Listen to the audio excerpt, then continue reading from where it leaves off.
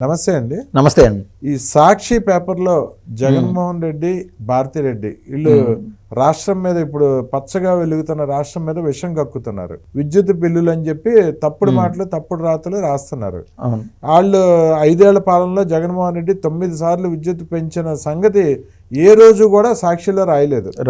జగన్మోహన్ రెడ్డి పదవిలో నుంచి దిగిపోతే డిస్కంలకి ఎగ్గొట్టిన 36,000 కోట్ల అప్పు గురించి సాక్షిలో ఏనాడు రాయలేదు. ఇంకా భయంకరమైన విషయం ఏంటంటే జగన్మోహన్ రెడ్డి దిగిపోయేటప్పుడు డిస్కంలు వచ్చి జగన్మోహన్ రెడ్డి చొక్కా పట్టుకున్నంత పని చేసినాయి. మా 36,000 కోట్ల సంగతి ఏంటి, నువ్వు వెళ్ళిపోతావో ఉంటావో నమ్మకం లేదు, ఎలక్షన్లకు వచ్చేసినాయి, రిజల్ట్ లో నువ్వు రాకపోతే మా పరిస్థితి ఏంటి అని అంటే అప్పుడు జగన్మోహన్ రెడ్డి దీన్ని 3 నెలలుగా 12,000 కోట్లు 36,000 కోట్లు మీకు అందే విధంగా నేను కరెంటు బిల్లులు మళ్ళీ పెంచి వెళ్ళిపోతున్నాను. ఆ తర్వాత నేను వచ్చినా ఇంకా ఏ ప్రభుత్వం వచ్చినా ఈ జీవో రన్నింగ్ లో ఉంటది, ఆ విద్యుత్ బిల్లులు పెరిగిపోతాయి, మీ డబ్బు మీకు అందిపోతుంది అని చెప్పి మాట ఇచ్చి వెళ్ళిపోయాడు. ఆ ప్రకారంగా ఇప్పుడు వాళ్ళు ముక్కు పిండి వసూలు చేసుకున్నారు డిస్కంలు డబ్బుని. కానీ దాన్ని ఏ రకంగా ప్రజల్లోకి తప్పుడు ప్రచారం చేస్తున్నాడో ఒకసారి వినిపిస్తా చూడండి. ఈ రోజు సాక్షి పేపర్లో వచ్చిన ఒక న్యూస్ ఆర్టికల్ ఏంటంటే 200 వచ్చే కరెంటు బిల్లు ఎంత 5,000 వస్తుందని చెప్పేశారు. నిజంగా జగన్ గారు ప్రతి మీటింగ్ లో చతుష్టయం అని చెప్పి ఆ ఎల్లో మీడియా అని చెప్పి క్వశ్చన్ చేస్తారు, కానీ అవి నిజంగా జగన్ గారికి ఎంత డ్యామేజ్ చేస్తాయో నాకు తెలియదు. కానీ సాక్షి స్పెషల్ గా పని కట్టుకుని డ్యామేజ్ చేస్తుంది. అసలు చూడండి, మామూలుగా ఆలోచించుకుందాం మనం సామాన్యుడిగా, ఇది ప్రజలందరూ కూడా ఆలోచించాలి. 200 వచ్చే కరెంటు బిల్లు 5,000 వస్తుందండి? అసలు వస్తుందా? నువ్వు ఏసీ వేసుకో. అసలు ఏసీ 200 కరెంటు బిల్లు అంటే ఏంటి? మహా ఉంటే ఆ ఇంట్లో 2 లైట్లు 1 ఫ్యాన్ ఉంటది. 200 కరెంటు బిల్లు అంటే ఇక అంతకు మించి ఉండదు. లేదా ఒక చిన్న ఫ్రిడ్జ్ ఏమన్నా ఉంటే ఉండొచ్చు, అది 200. ఆ మాత్రం దానికి 5,000 కరెంటు బిల్లు వస్తుంది అనేది ఒక పెద్ద ఫేక్ ప్రచారం. ఊరికినే రాతలు. ఇప్పుడు నేను అంటానండి, నేను చూస్తున్నాను, నా కళ్ళ ముందే మీరు రోడ్డు మీద ఎవరితో జేబు కొట్టేశారు, 1,000 రూపాయలు కొట్టేశాడు మీరు అని చెప్పి నేను పక్క వ్యక్తికి చెప్తాను. చెప్తే ఆయన ఏమనుకుంటాడు, ఇంకేమన్నా ఆలోచిస్తాడు? ఆయన నిజమే అనుకుంటాడు. నిజంగానే ఈయన 5,000 కొట్టేసినట్టున్నాడు, పర్సు కొట్టేశాడు అనుకుంటే ఆయన చూశానని చెప్తున్నాడు, ఆయన కళ్ళ ముందే జరిగిందని చెప్తున్నాడు అని అనుకుంటారు కదా. ఇది కూడా అలాగే. ఇదేంటంటే 200 వచ్చే కరెంటు బిల్లు అది 1,500 వచ్చిందో 1,800 వచ్చిందో అంటే ప్రజలు ఏమన్నా నమ్ముతారు. అదే 200 వచ్చే బిల్లుని 5,000 వచ్చిందని చెప్పి జగన్మోహన్ రెడ్డి అప్పట్లో మీకు గుర్తుండే ఉంటది, పింక్ డైమండ్ తిరుమల చంద్రబాబు గారు కొట్టేశారు, ఇంట్లో ఉంది. తిరుమల బంగారం అంతా చంద్రబాబు గారి ఇంట్లో ఉంది. తప్పుడు ప్రచారాలన్నీ చేశాడు. తర్వాత ఆయన ప్రభుత్వం వచ్చినాక పింక్ డైమండ్ పింక్ డైమండ్ హిస్టరీలోనే లేదు, అసలు లేదని చెప్పారు. పింక్ డైమండ్ నారాసుర రక్త చరిత్ర సార్, నారాసుర రక్త చరిత్ర, మా బాబాయిని చంద్రబాబే చంపించాడని చెప్పి సాక్షి మొత్తం రాశారు. ఇలాంటి తప్పుడు ప్రచారాలు, ఫేక్ ప్రచారాలు చేయటంలో జగన్మోహన్ రెడ్డి ఇప్పటికి అవినాష్ రెడ్డి చేయలేదు, బాబాయ్ హత్య అంటాడు కానీ 5 ఏళ్ళు ముఖ్యమంత్రిగా పాలించాడు, ఎవరు చేశారా మరి అని అడిగితే సమాధానం చెప్పడు. సరే, అవినాష్ రెడ్డి చేయలేదు అంటున్నావు, నీకు సంబంధం లేదంటున్నావు, ఎవరు చేశారు? చంద్రబాబు చేయించాడని ఇప్పుడు చెప్పను. ఇప్పుడు కాదు సార్, ఎలక్షన్స్ ముందు ధైర్యం ఉంటే చెప్పిండాల్సింది. చెప్పలేదు కదా, ఎందుకు? అందరికి తెలిసిన బహిరంగ వాస్తవం. ఇక్కడ చిన్న గీకిచ్చుకున్నాడు, ఇక్కడ చిన్న కత్తి పెట్టి గీకిచ్చుకొని ఆంధ్రాలో ట్రీట్మెంట్ చేయించుకుంటే ప్రజలు పట్టేస్తారని చెప్పి వెళ్ళిపోయి ఆ తప్పుడు ప్రచారం అంతా బయటపడుద్దని హైదరాబాద్ లో వాళ్ళ హాస్పిటల్ అనే వాళ్ళ సొంత మనుషుల హాస్పిటల్లో వెళ్ళి చేరాడు. పులివెందుల డాక్టర్లు వాళ్ళ చిన్నాన్న కొడుకు. ఆ పిల్లోడు కూడా ఈ మధ్యన చావు బతుకులో ఉన్నాడు. ఆ డాక్టర్ అప్పుడు కోడికత్తి కేసులో ట్రీట్మెంట్ చేసిన డాక్టర్ అని కనీసం పలకరించలేదండి జగన్మోహన్ రెడ్డి. వెళ్ళి కోమాలో ఉన్నాడు ఇప్పటికీ ఆ పిల్లోడు, అభిషేక్ రెడ్డి అని చెప్పి. ఆ హాస్పిటల్ చేరి ట్రీట్మెంట్ చేయించుకున్నాడు. కానీ ఆ రోజు నన్ను చంపడానికే కోడికత్తి దాడి చేశారని చెప్పి తప్పుడు ప్రచారం చేసుకుని గెలిచాడు. అది నిజం అనుకుందాం ఒకసారి, అది నిజం అనుకుందాము. ఇవాళ గాయపడిన వ్యక్తి ఎవరు? విక్టిమ్ జగన్మోహన్ రెడ్డి. బాధే కదా, గాయపడినాడు. అయితే హింసించిన వ్యక్తి ఎవరు? కోడికత్తి సీను అంటారు. ఆయన ఇన్నేళ్ళు జైల్లో ఉండొచ్చాడు. ఇన్నేళ్ళు జైల్లో వచ్చాను సార్. ఆయన కూడా దళిత బిడ్డ. అంటే వీళ్ళందరినీ దళితుల్ని, ఇది ఒక సెపరేట్ సబ్జెక్ట్, 100 మంది దళితుల్ని ఈయన అవసరాలకు వాడేసుకున్నాడు. ఈయన పొడిచినాడు, ఈయన జైల్లో శిక్ష అనుభవించి వచ్చాడు. అయితే ఎవరు చేపించారనేది క్వశ్చన్. అందుకు గాయపడిన వ్యక్తి కదా ఇతనికి 10 కాలాల పాటు 30 సంవత్సరాలు 7 ఏళ్ళు జైలు శిక్ష పడాలని చెప్పి జగన్మోహన్ రెడ్డి కోర్టుకు వెళ్ళాలి. కోర్టులో రావయ్యా అని సాక్ష్యం చెప్పడానికి రమ్మని సాక్ష్యం చెప్పడానికి దండం పెట్టి పిలుస్తున్నాయి. ఈయన హింసించబడిన వ్యక్తి కనీసం కోర్టుకు పోలా. ఎందుకు? అక్కడ పోయినప్పుడు లాయర్ అడిగే క్వశ్చన్ కి లేదా జడ్జి అడిగే ప్రశ్నకి ఈయన దగ్గర సమాధానం లేదు. నీ గాయం చూపించు, నిన్ను సంపటాకి చేశాడు అంటున్నావు కదా అని అడుగుతారు జడ్జి గారు. ఈయన శిక్షింపబడిన వ్యక్తి, ఈయన కోడికత్తి సీను దండాలు పెడుతున్నాడు జడ్జిలకి, అన్ని కోర్టులకి తిరిగి. నేను జగన్మోహన్ రెడ్డి పొడిచినా అంటున్నారు, నేను కోర్టుకు వస్తున్నాను, జరిగింది ఏందో చెప్తాను. ఈయన తప్పించుకొని తిరగాల, ఈయన కోర్టు పోయి అది న్యాయం అడగాల. ఈయన రివర్స్ ఉన్నాయి, ఎక్కడా లేని. అసలు దారుణమైన విషయం ఏంటంటే కోడికత్తి సీను చేతి మీద జగన్మోహన్ రెడ్డి టాటూ ఉంటది. జగన్మోహన్ రెడ్డికి వీరాభిమాని. సో ఆ పిల్లోడిని అడ్డం పెట్టుకుని డ్రామా ఆడేశారు. కానీ ఆ పిల్లోడి జీవితం నాశనం చేశారు. చివరికి డ్రామా అంతా తెలుసుకున్నాక కోడికత్తి సీను మొన్న ఎలక్షన్ లో కూటమి అభ్యర్థులకి ప్రచారం చేశాడు. Super sir. అది పచ్చబొట్టు వేసుకొని ఆ యొక్క ప్రేమ అభిమానం యాడికి పాదు కదా సార్. మా జగనన్న అనేవాడు.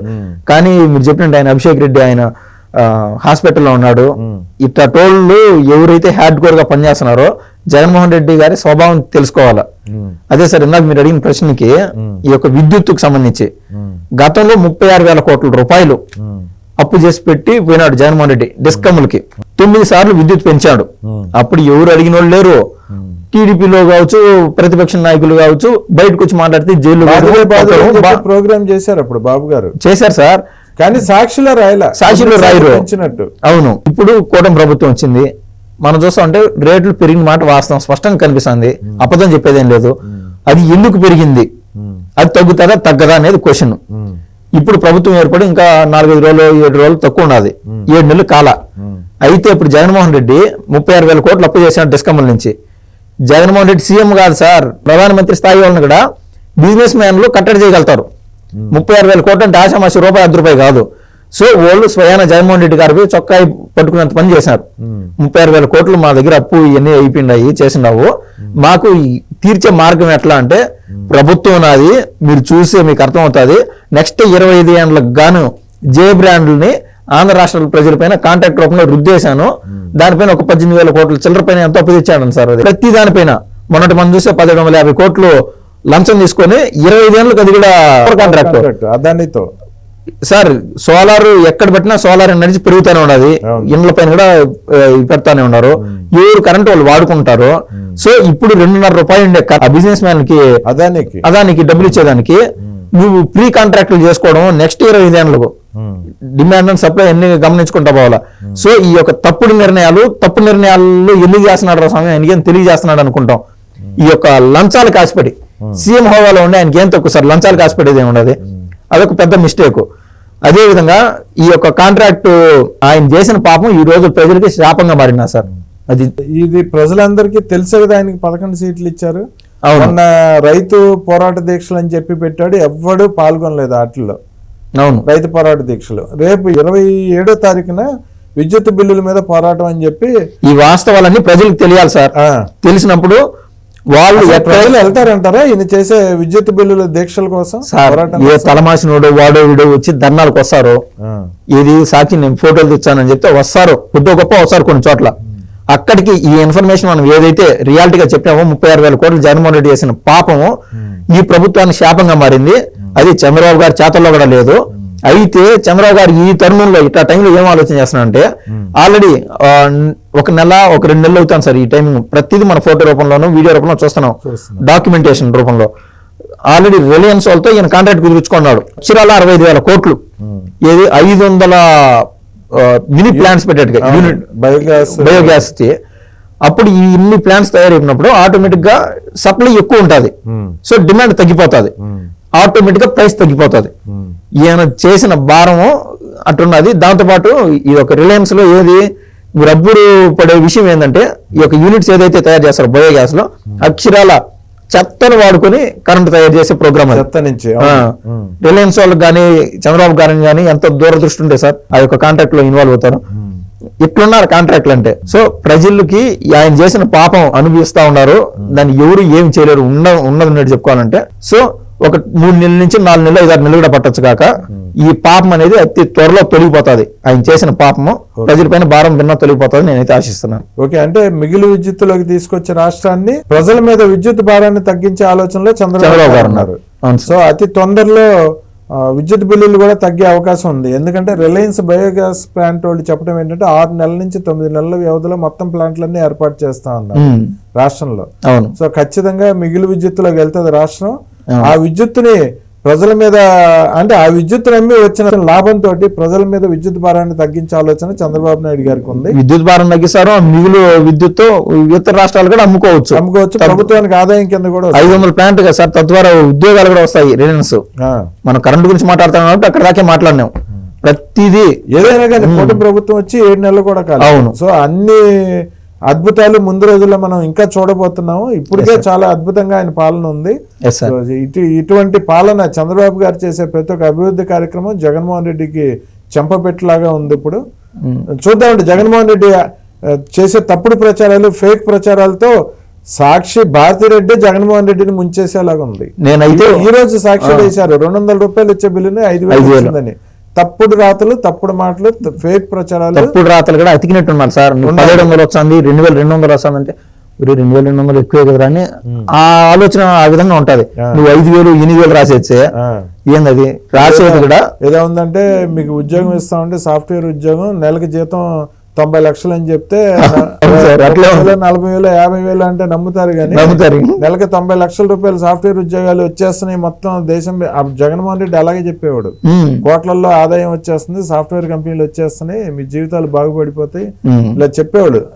సాక్షిలో ఇలాంటి ఫేక్ ప్రచారాలు అన్ని ఇచ్చారు కదా సార్. ఉద్యోగాలు, వాలంటీర్ ఉద్యోగాలు ఇచ్చారు, నూడిల్స్ బళ్ళు పెట్టించారు, కడపలో చేపల కొట్లు పెట్టించారు, రొయ్యల కొట్లు పెట్టించారు.